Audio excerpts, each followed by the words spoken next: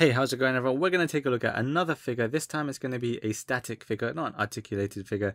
And this is going to be of a 1/12 scale. So this here is made by Myethos.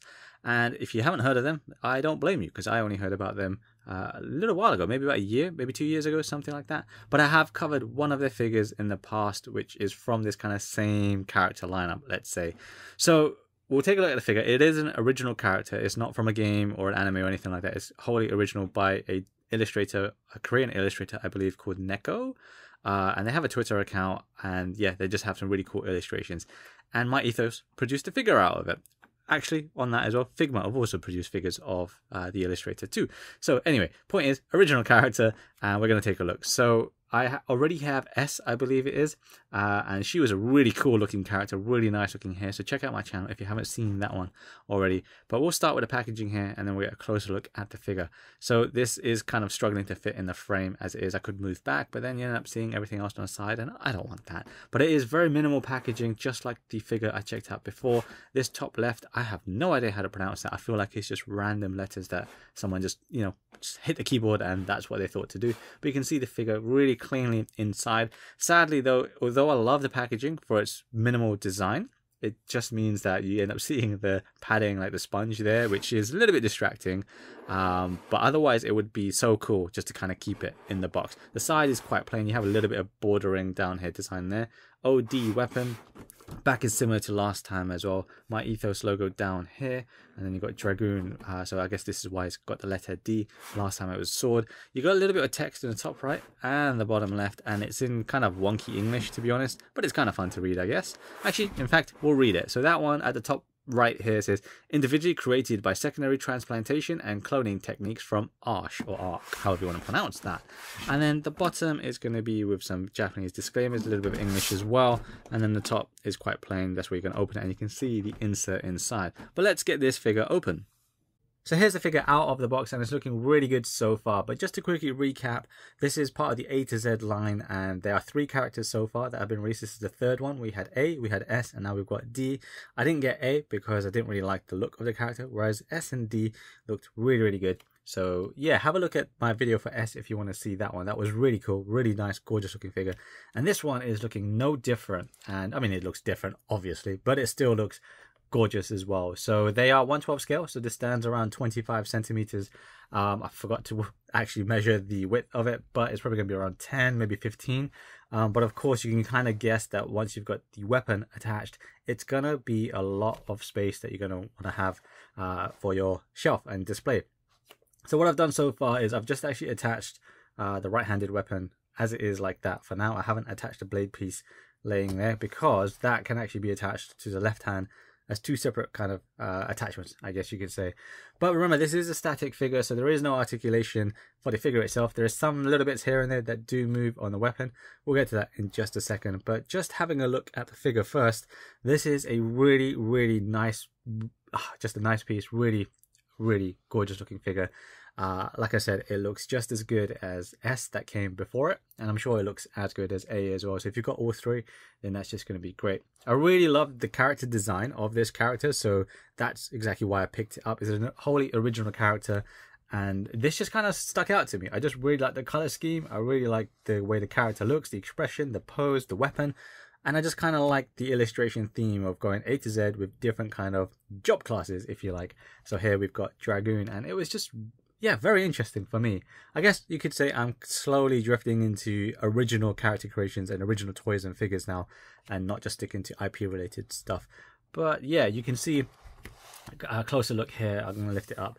Actually, let's start with the base, because that's kind of going to get that out of the way. So the base is quite similar to what we saw with S. It's just a rocky base, decent sculpt, decent paint. And then you've got this center bit here. Just want to make sure the weapon isn't clashing with the light. But you could see the Dragoon logo and text there, and then the base otherwise is the same. I've already placed her inside the base, and it looks great. It looks just really, really good.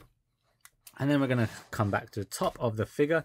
So let me kind of get the lighting, or let me get it in position here. So let's start with the facial expression, which just looks really nice. If you recall the S one as well, really clean, really clear eyes, really clear facial expression as well. Quite stoic. Most of these characters tend to be quite stoic so far. Maybe that's just kind of a deliberate kind of theme as well. but you can see the eyes are really good. They don't have a gloss to them. They just have a gloss-like paint to them. They are quite flat. Not in a negative way. They just are actually literally flat. But I like the way they're done. Really crisp lines. The hair and the bangs going over the face is really good. And then the face sculpture. And then even the lips. Everything just looks really on point with this. Here's a profile look. We come down to the midsection bit where the hair strands fall onto her chest. We've got the tie, I guess, which is similar to what S was wearing, and I'm gonna guess A was wearing as well, which has a kind of like a loop or a, it's like a zipper or tie. I'm not actually sure what it is, to be quite honest, but it kind of looks like a tie, and it's very original, very cool looking. And then you've got the straps that she's wearing underneath, and then that kind of crosses over to her ribs there. You can see all of the detail is there really nicely. Speaking of details, so you can see this canister here, text here. If you've got a good camera with zoom in, you can kind of actually read that. So I believe I'm going to zoom in with this.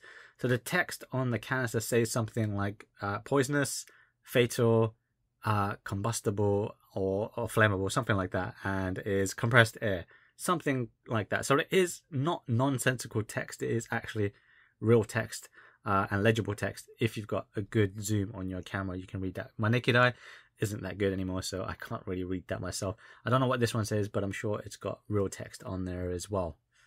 I've adjusted the light a bit so you can see the figure a little bit more clearly. But as I was saying, you've got the midsection now coming down to the kind of hip groin area, which is just kind of like a skirt. Not really an original skirt per se, it's just kind of a skirt really. Do like the belt buckle that's going on there. Few additional straps going on around there. You can also see her ID tag, which kind of flails around there, which is cool. So there's a lot of flailing bits on this figure. We'll get to the jacket in a second. So just kind of be careful where you've got this placed and how you handle it, because you don't want to accidentally flick something and crack it or break it by accident.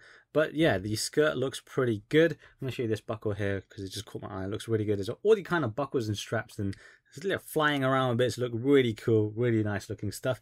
We come down to the legs and then the tights. You can actually see a little bit of a tight bit there. Attention to detail, but the tights look really good. The text that we saw on the front of the actual box, you can see that down the side of the right thigh. Down there we can see that. But the tight coloration, I really like the way those look. That's really nice, nicely done. Really, really cool stuff. But let's talk about her sneakers. Now, if you know me, I do also like collecting sneakers, particularly Air Jordan 1s. These aren't Jordan 1s, but they're still high tops. And I really love these sneakers. Man, if these were real, I would totally get these sneakers. Now, you can see a little bit of a what might look like a gum sole, which I'm not a big fan of. It's not a gum sole. It's just the actual pegs in the base. But you won't notice it when you got it on display and looking top down. But for the sake of here, I'll just show you that.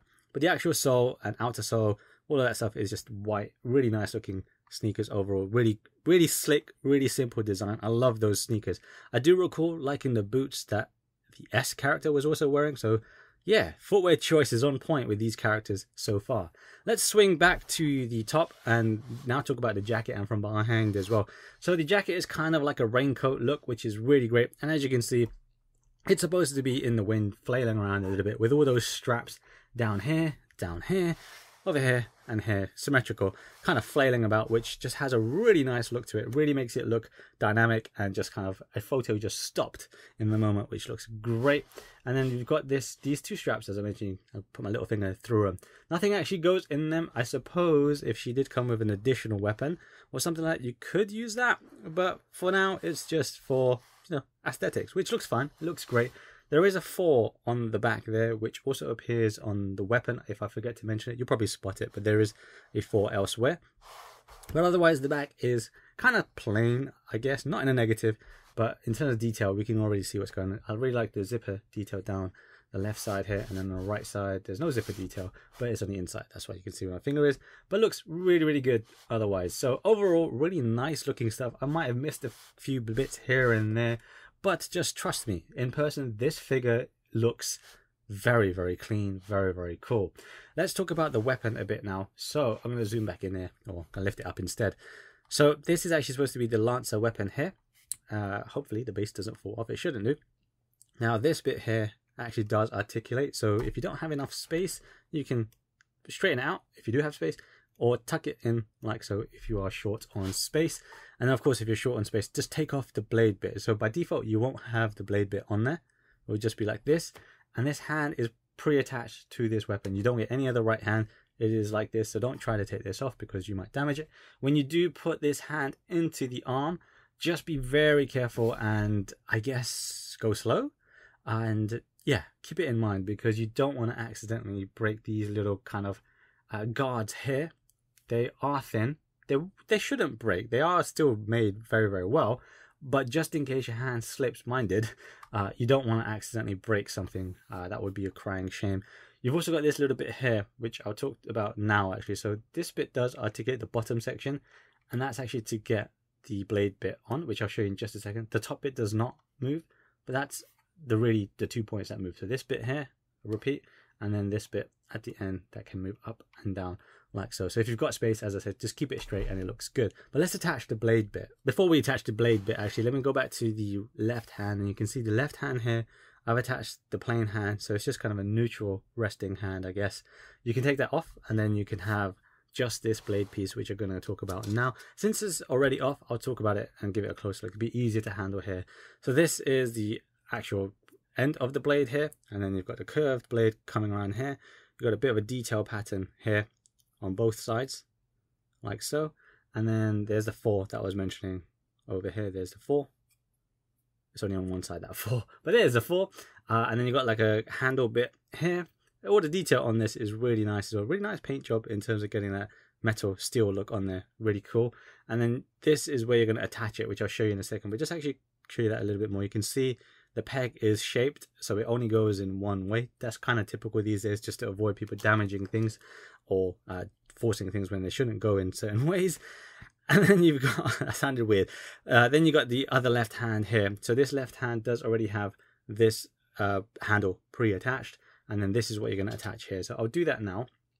So the blade actually goes bottom side, not top side, like this. So then all you're going to do, as I mentioned, it's going to be the same orientation. So you just kind of slide that in and match that up, and there we go. So that's what it's going to look like. I'll actually take the hand off now and then show you. So taking off this plain hand, I'm not too worried about because there's no sharp bit at the end.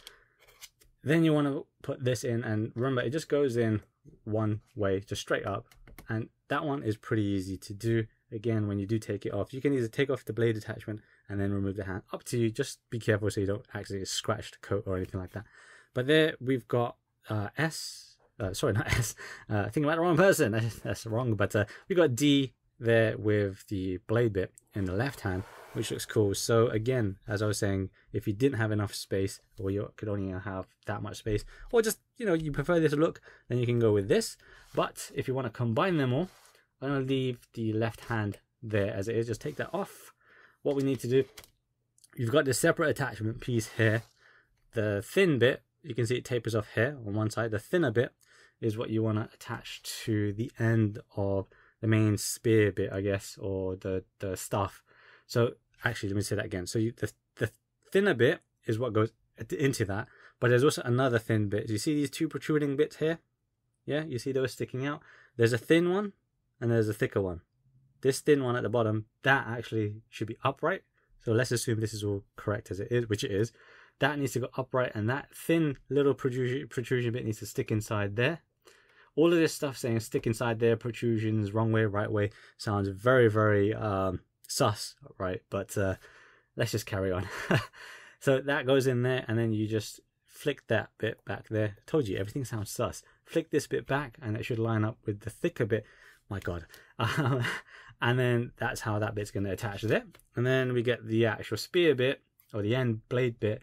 Blade bit, or the circular bit, goes on the bottom, faces down. And then you want to line this bit up here, where my finger is, and then you can see here, actually I didn't show you that. So what I'll do, let me pick that up. If you look closely, you can see there's like an indentation there, where my finger is, right there. You want to line that up. So basically this should sit inside that bit. So it's not like above it or underneath it, depending on your perspective. You want to just kind of make that line up and make sure it's centered. And then there we go. It's attached to the end bit. And there we've got S. I keep saying S. Oh, D holding the full weapon and the full lancer, which looks so good. I really love the weapon designs as well as the character designs on these characters so far. Even on A, I forgot what A had, probably some gun. Really amazing looking weapons. And that's one of the draw for me here. Is just everything just looks so just on point, so creative, just really my type of stuff. Really appeals to me. But you can see it looks super sick. Again, you can bend this upwards if you want to, but if you've got it equipped like this, it's better to just straighten it out like so, and it just looks so good, so dope. Come on, this just looks amazing. This just really does look amazing. So take a moment and just, yeah, absorb and digest how cool this character looks. Of course, the left hand is not the right hand, but yeah, it looks really cool. And that's it with this figure. It is quite simple and quite straightforward, but it is a very gorgeous looking figure. I've probably overcomplicated how to attach some of the parts, but I'd rather do that and people will know it than accidentally damage something. But you still might damage something. That's just kind of the nature of these things. And to conclude then, this is a really nice looking figure. I love the way these characters are designed from the initial illustration concepts, and then how Myethos have kind of developed them into real 3D static figures. They're just such really beautiful looking figures, and I'm glad I've picked up both characters so far, or 2 out of 3 characters anyway, S and D, which is what we have in front of me here.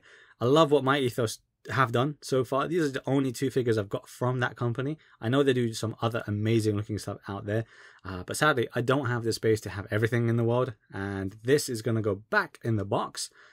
But it will be on display one day in the future, I hope. But really fantastic looking figure. If you are interested in original character designs and still like the kind of anime aesthetic, I definitely recommend checking this out if you're still able to get it.